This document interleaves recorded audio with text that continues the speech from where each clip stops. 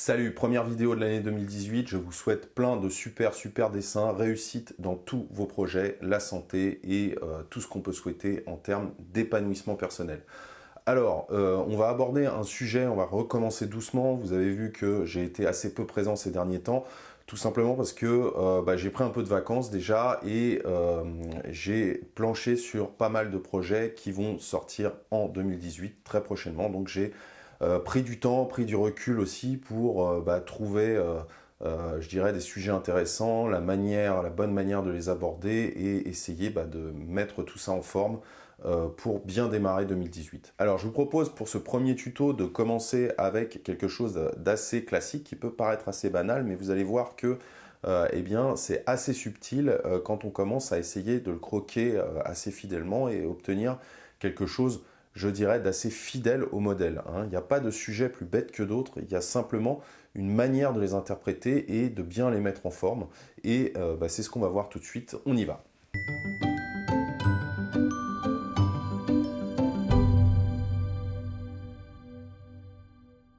Alors, on va voir ensemble, là, je dirais quelque chose, un exercice assez classique, entre guillemets. Je vais dessiner là pour vous un poivron ou un piment doux, je ne sais pas trop ce que c'est. Qui va, je dirais, qui symbolise un peu la nature morte, entre guillemets, l'exercice de la nature morte. C'est un truc très traditionnel. Pourquoi même si ça peut vous paraître un peu banal, c'est quelque chose qui, quand même, est très important parce que ça vous permet de dessiner avec ce que vous avez sous la main, des objets que vous avez chez vous, des objets du quotidien. Donc vous pouvez sortir effectivement de la corbeille de fruits, de la carafe, etc. et faire un petit peu ce que vous souhaitez. Mais là, moi, je vous montre un truc assez classique avec un légume, un fruit.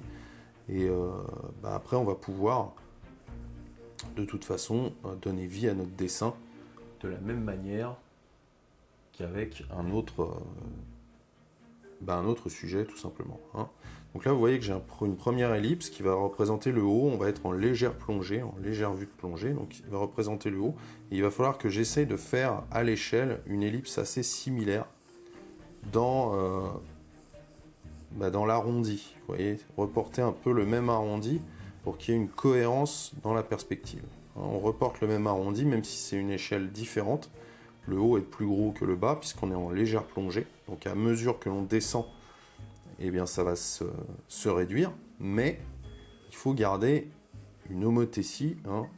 Donc tout se fait à main levée, bien évidemment. On n'est pas censé être très précis. Mais là, vous voyez, hop, voilà.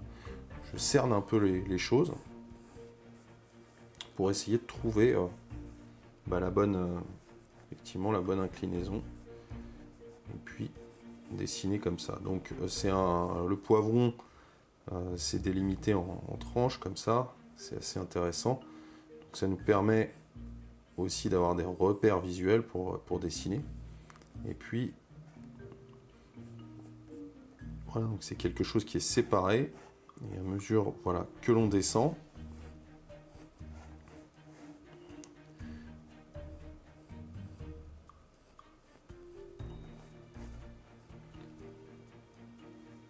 donc dans un premier temps, je trace la structure et on verra ensuite pour détailler un peu la forme. Mais ce qui est intéressant surtout dans cet exercice-là, ce qui va nous intéresser aujourd'hui, ça va être la structure. Comment structurer pour ensuite faire un dessin un peu plus poussé. Là, j'ai la tige qui arrive comme ceci et qui part en profondeur, donc dans le fond. Donc vous voyez que là, j'ai une ellipse plus resserrée. À mesure que je vais avancer, mes ellipses vont être plus importantes. Voilà, comme ça. Voilà, là, je vais dans le fond. Et puis, je vais avoir une partie qui va être plus grosse, là. Plus épaisse.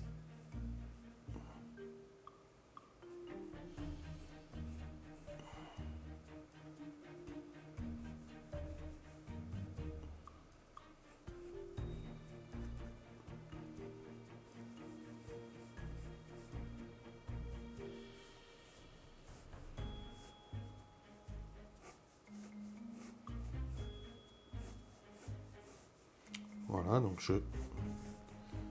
je structure encore le fruit, enfin le légume, excusez-moi, et voilà, je vais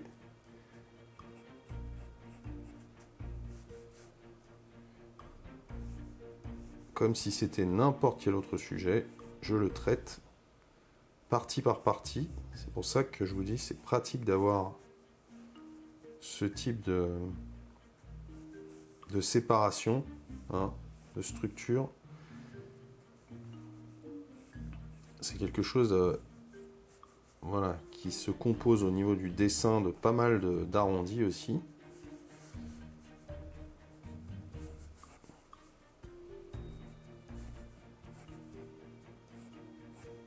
Donc là je peux... Voilà, c'est assez bombé ici.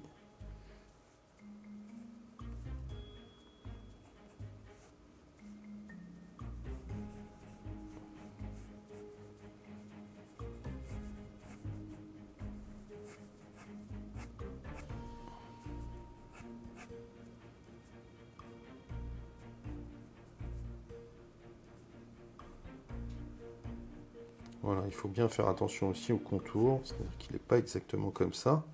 Il va plus voilà, repartir comme ceci.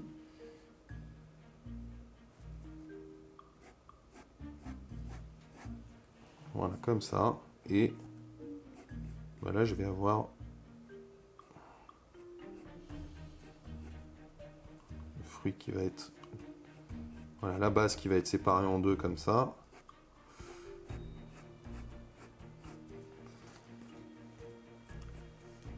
Voilà, donc là vous voyez que j'ai bien ma structure pour l'instant. Et puis après, on va pouvoir, une fois que la structure, donc là elle est peut-être pas parfaite, mais une fois que la structure va être délimitée correctement, je vais pouvoir passer au contraste. Hein. Alors là je vais avoir une zone de lumière qui va taper sur le dessus et vers la droite ici, donc en opposition forcément je vais avoir une zone d'ombre plus importante à ce niveau-là. Hein. On est d'accord. Donc là, je grise légèrement. Vous voyez, voilà l'ombre en opposition. Je peux gommer hein, là à l'intérieur. Voilà, mon ellipse n'existe plus. Bien évidemment, je gomme mes traits de construction ici. Voilà. Et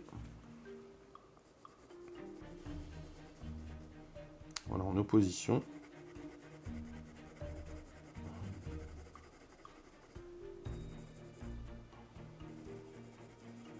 Voilà, je vais avoir mon contraste qui va se dessiner un peu comme ça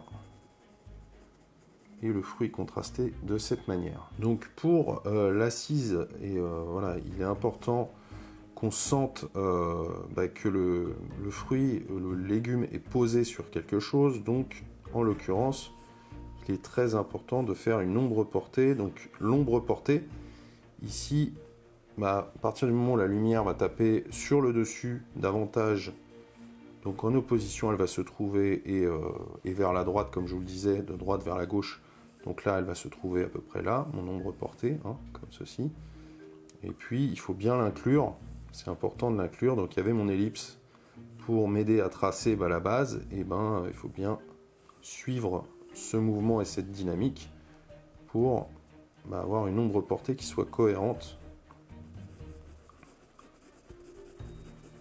Voilà, donc là je délimite ça légèrement comme ça, puis après libre à vous voilà, de la reprendre. Hein, elle va s'arrêter à peu près là. Alors plus la source lumineuse est intense, plus l'ombre portée va être marquée. Hop.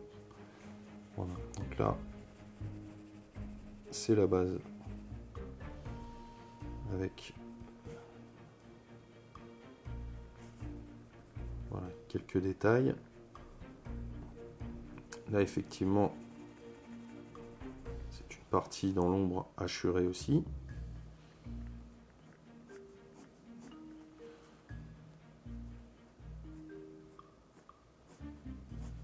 Voilà, je rajoute des lignes de force, c'est-à-dire des endroits où je vais contraster davantage pour voilà, préciser mon croquis.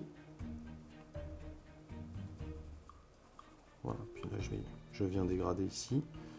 Il y a une ombre logique qui suit effectivement ce que je vous disais. C'est-à-dire que là, voilà. Là, il va y avoir effectivement plus de lumière. Bon, et puis là, après, tout est un travail de contraste après ça. Donc j'accélère un peu pour cette partie de la vidéo. Après, c'est du placement, il faut vraiment bien observer. Et pour vous aider, vous pouvez plisser les yeux d'ailleurs. C'est une très bonne technique pour repérer les différentes valeurs de gris. Vous voyez que la lumière tourne. Donc, comme je vous disais, il y a l'ombre portée, puis en opposition, vous avez la lumière qui part d'un côté, puis en opposition, vous avez une zone d'ombre plus forte, mais ça ne veut pas dire que tout est blanc d'un côté et plus sombre de l'autre, c'est-à-dire qu'il y a aussi des variantes de gris, même dans les endroits les plus clairs. Donc là, j'affine un peu au niveau de la tige, je recontraste. Il faut toujours y aller progressivement pour le contraste, il ne faut pas noircir d'emblée les choses. Il faut procéder par couches, comme je vous le dis souvent. Voilà, donc là, hop, je reprécise un peu l'ombre. Et je monte un peu la valeur, j'augmente la valeur. Là également, vous voyez que je donne du volume petit à petit au poivron.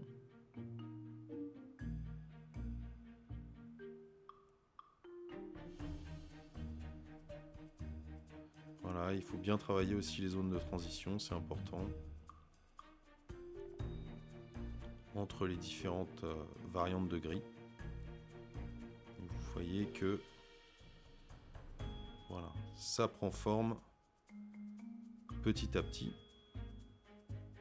Et j'ai un croquis à peu près travaillé.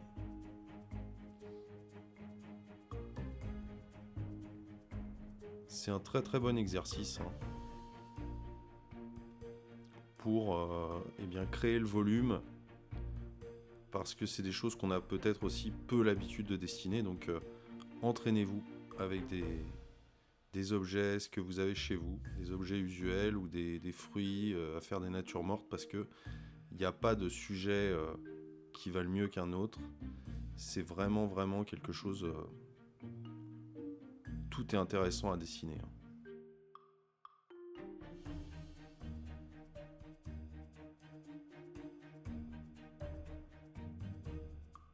Donc vous voyez là, j'ai poursuivi le travail de dégradé. Donc cette partie-là est beaucoup plus sombre, et puis on part en dégradé comme ceci. Et là, forcément, à ce niveau-là, ça devient toujours plus clair. Et vous pouvez travailler comme ça et préciser les choses petit à petit en faisant tourner la lumière comme ceci.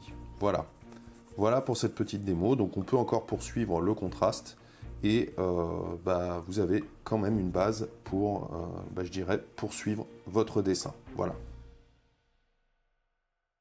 Alors, on connaît tous les traditionnelles natures mortes, et comme je vous le disais, ça peut paraître un petit peu banal, un peu trop classique à dessiner, mais servez-vous, comme je vous le disais dans la vidéo, servez-vous des objets que vous avez chez vous, ou ça peut être un fruit, un légume, ça peut être une carafe, ça peut être n'importe quoi, parce que ce sont les meilleurs sujets et elles vous évitent de passer par le filtre de la photographie. Vous pouvez travailler d'après photo, c'est un bon exercice, mais la photo, ça reste une surface plane, quelque chose, une image, une représentation de la réalité. Or, dessiner d'après un objet que vous avez en face de vous fait toute la différence, parce que ça vous permet d'interpréter le volume tel qu'il est et avoir une vision du réel directement, sans filtre photographique. Donc sur ce, je vous dis à très bientôt pour un prochain tuto.